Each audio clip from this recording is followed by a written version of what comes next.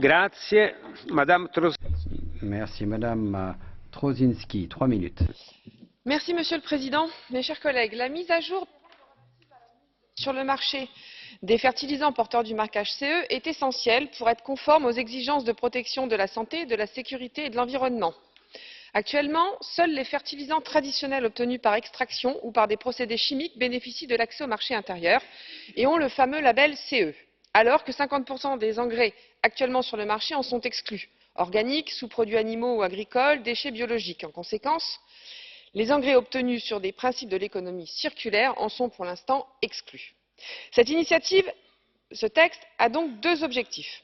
Le premier, inciter à la production dans l'Union européenne d'engrais issus de matières organiques ou secondaires pour développer le modèle de l'économie circulaire en transformant des déchets en éléments nutritifs, réduisant ainsi la dépendance de l'Union européenne aux substances nutritives importées de pays extérieurs.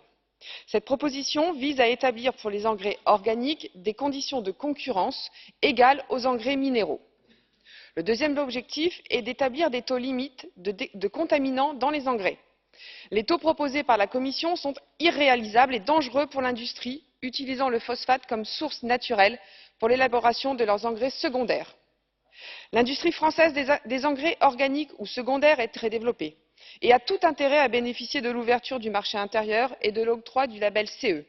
Ces acteurs économiques subissent de facto une distorsion de concurrence face au marché des engrais minéraux et chimiques. Le soutien obtenu par la société civile française sur ce dossier témoigne de l'enjeu réel pour ce secteur particulier de l'économie française et je tiens ici à les remercier. En revanche, le soutien sur ce dossier de la part des députés français de tous partis politiques de cet hémicycle est toujours attendu de la part des acteurs de ce secteur. Outre l'enjeu vital pour l'industrie française des engrais phosphatés, la proposition de la Commission aurait également la mauvaise idée de ne nous faire dépendre que d'une seule source d'approvisionnement de phosphate et que l'effondrement du marché du phosphate nord-africain pourrait avoir de graves répercussions sur l'équilibre social de ces pays.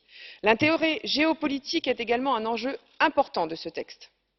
Notre groupe a déposé des amendements visant à établir un taux de cadmium à 80 mg par kilo avec une diminution progressive sur 15 ans pour obtenir un taux de 60 mg.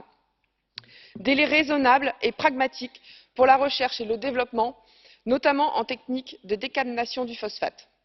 La délégation française du Front national ne saurait donc demain, lors du vote, choisir de sacrifier de trop nombreux emplois français par une logique idéologique et dépourvue de bon sens en choisissant des taux de cadmium beaucoup trop faibles. Il est sans doute préférable que l'industrie française des engrais secondaires et organiques accepte le statu quo en restant temporairement exclue du marché unique, plutôt que de risquer de voir nombre de leurs collaborateurs être licenciés. L'instrumentalisation d'un besoin économique au profit d'objectifs contradictoires ne me semble pas le meilleur moyen d'aider le tissu industriel européen.